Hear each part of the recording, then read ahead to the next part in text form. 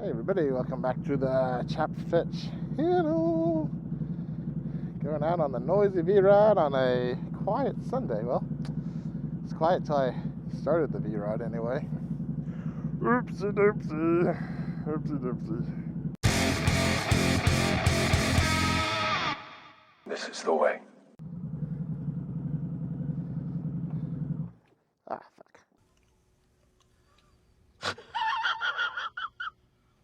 Glad to get moving. It's gorgeous out this morning, but standing around, helmet, gear, that gets warm. So today, we are going to do a 6-month review of me owning the VRod. Now the reason I want to do this now as opposed to when I first got the bike is, well, to put it bluntly, you can't really review a bike off of 1 or 2 rides, I feel like. If you really want to review a bike, it needs to be something that you've had for an extended period of time, like, you know, at least a couple months. So that's what we're doing here today. I've had this thing since about March is when I did my initial taking over as far as keeping it in my garage, and I think the purchase was about a month or 2 later. But needless to say, I've had this thing for a good extended amount of time, so where I feel I can give you a honest review on it. And the ultimate question that's going to come at the end is, would I buy it again? Ooh, tough question, huh? Well, let's go ahead and once we make our first turn here, we will get into the review. So when this bike was presented to me, I really loved it. So for the longest time, before I even started riding, I wanted a Harley Davidson VRod. My brother always said, ah dude, that's a girl's bike. They always show it with a girl on there. It's a girl's bike. It's a girl's bike. This is anything but a girl's bike. I mean, it can be a girl's bike. Plenty of females ride this bike. But to label it as a girl's bike just isn't right. Just isn't right. And when my dad ended up buying one, I was insanely jealous. I'm not jealous! Because I ended up settling for my Dyna instead of going with probably what my heart truly liked and desired, which is this style of a motorcycle. But everything happens for a reason, and that's where we're at here today. Now, as far as the reasons why I say this is not a girl's bike, this isn't everybody's bike, this is an all-inclusive bike, is because of the following reasons. Yes, it is a lighter motorcycle. I think it sits just over 600 pounds. So for most guy riders, that's going to be on the lighter end of the spectrum if they're used to Harley Davidsons. And for a female, if they're coming from a Sportster or Honda Rebel, it's going to be a slight tick up in weight, but nothing that's too overpowering. My wife can move this bike around without even sitting on it rather easily. So the weight is really, really nice with this thing. You can just kind of move it around the garage whenever you need to, but the weight of the motorcycle is definitely one of the selling points for it. Now, along with that weight comes a good deal of power.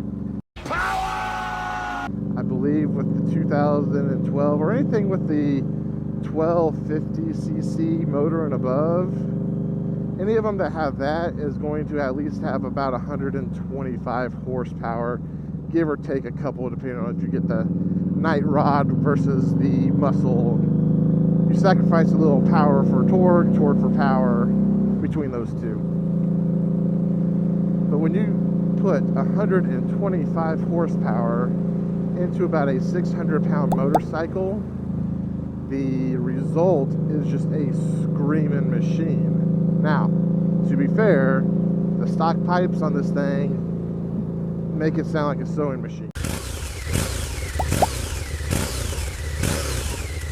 So when I say it screams, it more kind of goes. Stop making fun of me.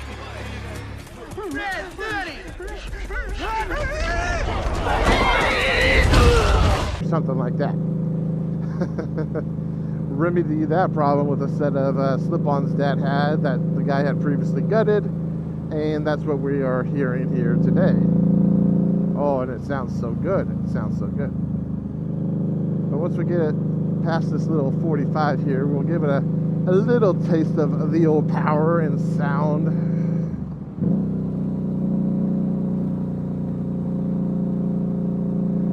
Alright.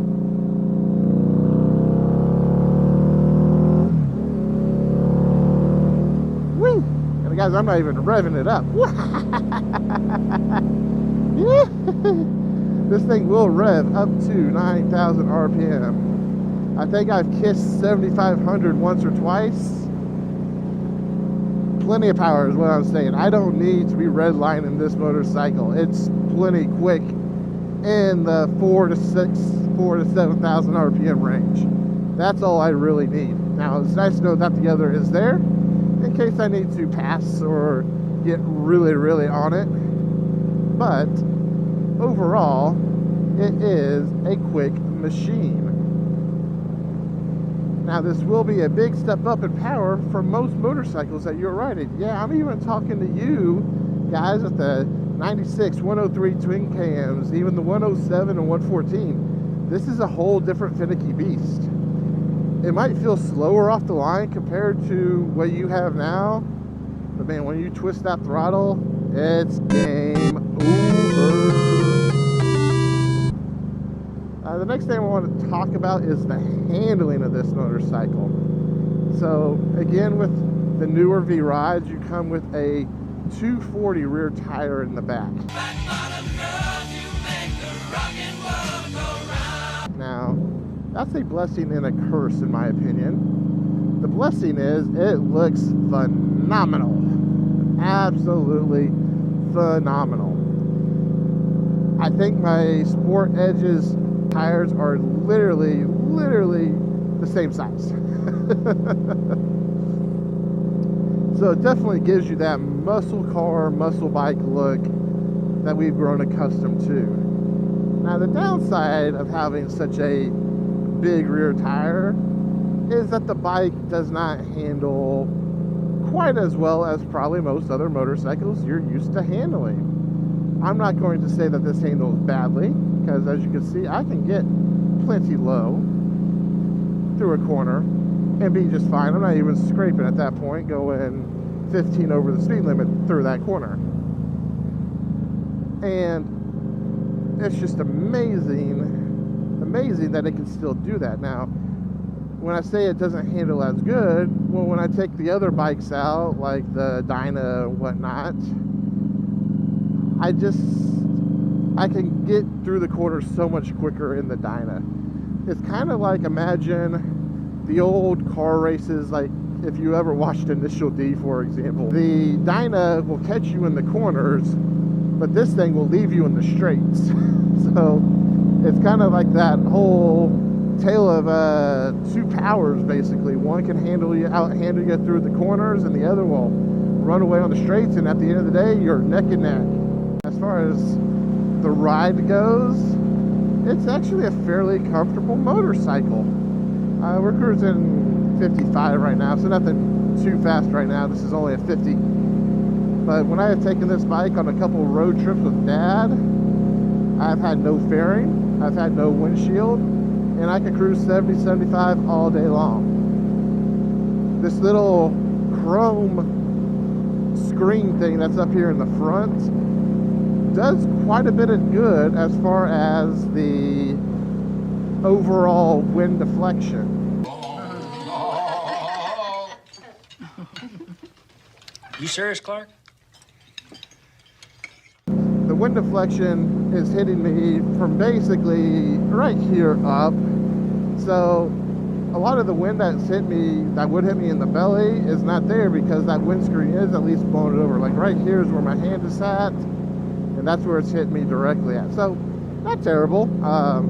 And it's clean air too, so it's not like it's turbulent air that I would get occasionally from a fairing. It's clean air, so you really don't even recognize it once you get kind of accustomed to how much wind is being pushed in your face.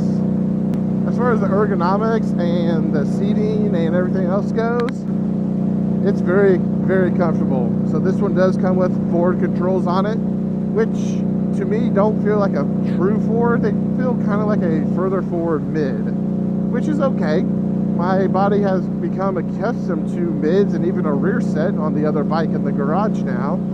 So I don't have a problem with how this really sits. The seat on this thing has got to be the most comfortable Harley Davidson stock seat I've ever been on in my life. Literally could ride for hours on this on a day. Now, not hours at a time because you'd run out of gas before then. And then the handlebars, I was going to change these out. I decided not to. I did kind of move them forward a little bit from their stock position. And now I have an outstretched arm and my feet are comfortable. And it's really, to me, it's about the perfect seating position for me. My wife has yet to ride it since I moved the bars forward. But, you know, eventually she'll get back out there and try it. Now, I know I've said a lot of positives about this thing. There's got to be some negatives, right? No way. Okay, Kyle, you're being a negative Nancy. Stop it. Okay, unless you want everyone to call you Negative Nancy from now on. No, yeah, there's some negatives. The first negative I experienced on this motorcycle actually was more of a mental issue than anything else. I had just got the tires completely replaced when I took over ownership of it. And for the longest time, I felt like the bike kept wanting to pull to the right. I took it to Harley. They said it's tracking straight. Dad test rode it. It said it's tracking straight. I read on the forums. They said it could be one of a many different things. People say you could be feeling the weight of the exhaust. I'm like, oh, okay. So, what can I do to fix that? So Dad did have these gutted pipes that saved about 6 pounds, which doesn't seem like a lot. But I'll tell you what, ever since I had fitted these on there, I have been so much more comfortable riding. I don't feel that pull nearly as often. So in the future, we'll get a full-on either tab exhaust with the tuner, Acrovic, blah, blah, blah, whatever you want to call it. Something like that, just to kind of make it an official upgrade instead of just a cheapo gutted exhaust. But that was the first caveat I had, was I didn't like how it kind of was pushing me side to side. That does seem to be remedied now, so you can't really take that as a flaw of the bike, because again, I think that was more of a mental issue for Brett to get over. Some other disadvantages of this bike would definitely be the gas mileage. Now, I know we don't buy motorcycles necessarily for the gas mileage. Some people do. You can buy your Hondas that get 45 to 50 miles per gallon. You're not going to come close to that on this thing. Even when I've babied it or done completely highway riding, the best I've ever done was 34 miles per gallon. So 34 miles per gallon over about a 5-gallon tank, it should get you about 150 miles. Usually my gas light comes on about the 125, and I immediately start looking for a gas station, because from what I've read, the gas gauge can be a little wonky. You could have enough to get 25 miles, or you could be on the very last leg. So 125 is about the fill-up spot that I am comfortable with on this motorcycle. As far as all the negatives go on it, that's really all I have. So I have that it doesn't handle as good as your conventional motorcycle. Gets a little less gas mileage. And I had the whole issue where I felt I couldn't ride straight. You could actually say if there was a shortcoming, it would be the exhaust itself anyway from the factory, because it sounds a lot like a Milwaukee 8 when you fire it up with the stock pipes on there. But now, oh, she doesn't sound like that no more. No more, no more, no more, no more. Hit the road, exhaust, and don't you come back no more. Anyway, so that was my little bit of a review for this motorcycle. I hope you all have enjoyed it. If you have any questions about the motorcycle as far as performance or styling or anything like that, go ahead and drop a comment down below, and as always, I will catch you on the next dark side, as this is the way. And I don't think I'm recording on 360 today. That's unfortunate. Catch you on the next one. Later.